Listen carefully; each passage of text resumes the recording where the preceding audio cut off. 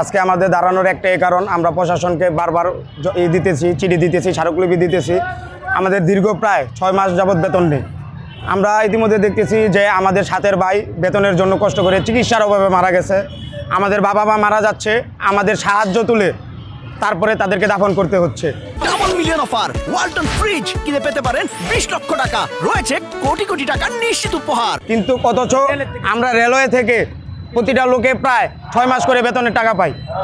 এখনও আমাদেরকে প্রশাসন কোনো জবাব দিতেছে না, আমাদের বেতন কবে দিবে না দিবে। প্রতিদিনই আমরা যখন যাচ্ছি প্রশাসনকে জবাব চাইতে, তখন বারবার প্রশাসন আমাদেরকে বলতেছে এই সপ্তাহ না সেই সপ্তাহ। তাহলে কোন সপ্তাহে আমাদের এই টিএলআর শ্রমিকদের বেতন হবে?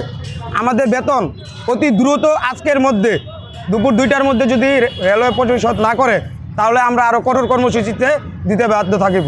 আমাদের যে বকেয়া 5 মাসের বেতন, প্রায় রানিং মাস নিয়ে 6 মাস হচ্ছে। হ্যাঁ, এই 6 মাস আমাদের কোনো বেতন হচ্ছে না।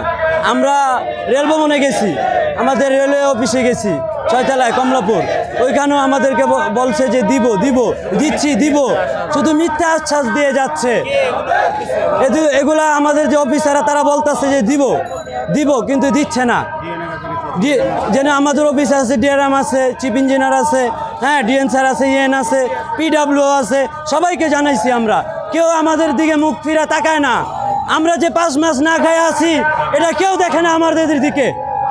5 মাস মানুষ না খায় বাঁচে? কেউ বাঁচতে পারে? আপনি পারবেন? হ্যাঁ, পারবেন না। কতদিন আওলাদ করে চলবেন? কতদিন মানুষের কাছে দাঁড়ে দাঁড়ে যাবেন, হাত পাতবেন, ভিক্ষা চাইবেন? কে আপনাকে ভিক্ষা দিব? কে ভিক্ষা দেওয়ার লোক আছে? এখনো ভিক্ষা দেওয়ার লোক নাই। আর আমরা ভিক্ষা চাইবো কেন? আমরা কর্ম করি, পরিশ্রম দেই, আমরা ভিক্ষা কেন চাইবো? আমাদের বেতন কেন মাসে মাসে হতে পারে না? পারে তো, অবশ্যই পারে, কিন্তু তারা এটাকে নিয়ে কিছু বলে না, কিছু করে না। তারা তাদেরকে নিয়ে ব্যস্ত আছে, আমাদের দিকে একটুও তাকায় না। এ নিয়ে 4-5 বার স্মারকলিপি জমা দিছি, হ্যাঁ, কোনো কাজ হয়নি।